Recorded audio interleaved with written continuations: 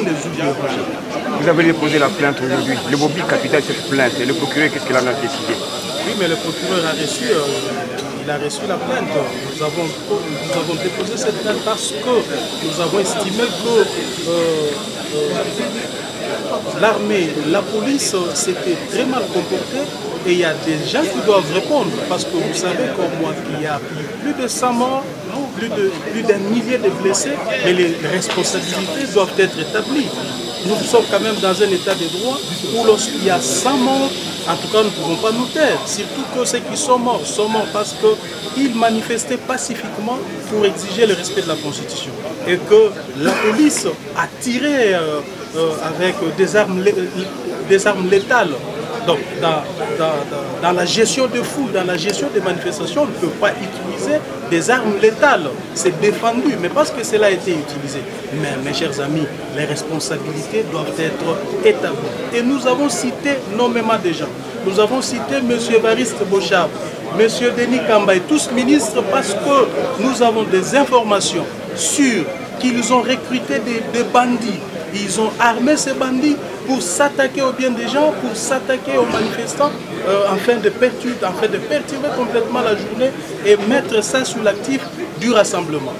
Et nous avons aussi cité dans cette plainte le général Kanyama, le général Amissi Tango, le général Bissengimana, parce que nous les avons vus sur le terrain des opérations. C'est eux qui étaient à la tête des opérations. Pourquoi ils n'ont pas empêché que les éléments sur le terrain ne tirent pas sur des populations?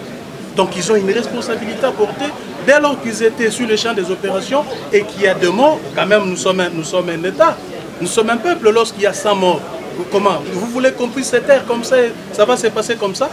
C'est pourquoi nous demandons au procureur, au lieu de nous menacer, nous qui sommes des victimes, qui commencent par arrêter ces gens-là, qui les inculpent, parce que nous menacer, nous, d'arrestation, nous qui sommes des victimes, ça paraît à une vaste blague, à une comédie. Le temps semble être dur, l'insécurité. Qu'est-ce que vous demandez à la communauté internationale pour votre sécurité? Écoutez, nous avons demandé à la communauté internationale de continuer à mettre la pression sur ces régimes finissants. C'est un régime aux abois. Nous savons de nature quand un régime dictatorial est à la fin, nous avons connu ça avec Mobutu. Au soir de son règne, Mobutu a tué plus, Mobutu a arrêté plus. Mais nous demandons à la communauté internationale, parce qu'elle est présente dans notre pays, nous avons la MONUSCO, elle doit jouer correctement son rôle de sécuriser, de défendre la population, les civils et leurs biens. Et de continuer à mettre la pression pour que notre constitution soit respectée, parce que la solution, en fait, c'est quoi? C'est le départ de M. Kabila, parce que aussi longtemps que M. Kabila continuera à gérer ces pays, ces problèmes continueront aussi à se poser. La véritable solution, c'est son départ le 19 décembre ou avant même, si le conseil peut démissionner.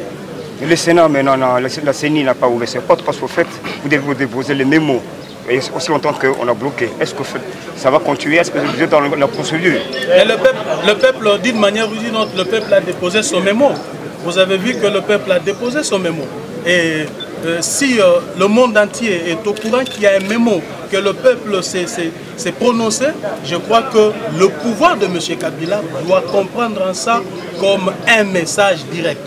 Et nous disons à notre peuple, au-delà de toutes les intimidations, au-delà de tous les actes terroristes que le pouvoir est en train de mener, qu'ils gardent leur constance, qu'ils soient mobilisés davantage, parce que aussi longtemps que Kabila ne respectera pas la Constitution, aussi longtemps qu'il ne va pas dire clairement qu'il laisse le pouvoir le 19 décembre, le peuple doit rester mobilisé pour manifester pacifiquement. Je dis bien pacifiquement. Le mot de la